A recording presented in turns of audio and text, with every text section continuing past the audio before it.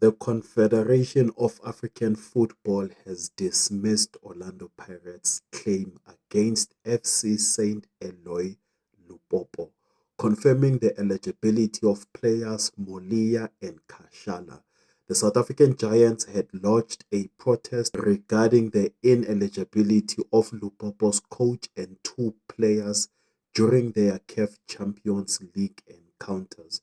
CAF clarified that coach Guy Bukasa's presence on the bench cannot be sanctioned against Lupopo, despite his six-match suspension from a under-20 case. Now, the governing body confirmed that players Molia and Kashala were properly registered.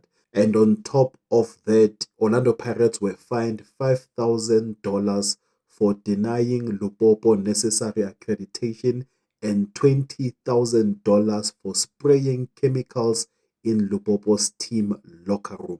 The Congolese club will proceed to the group stage facing Mamelodi Sundowns, MC Alger, and Al Hilal. Now, Lupopo's coach Guy Bukasa will serve a six-match suspension along with a fine.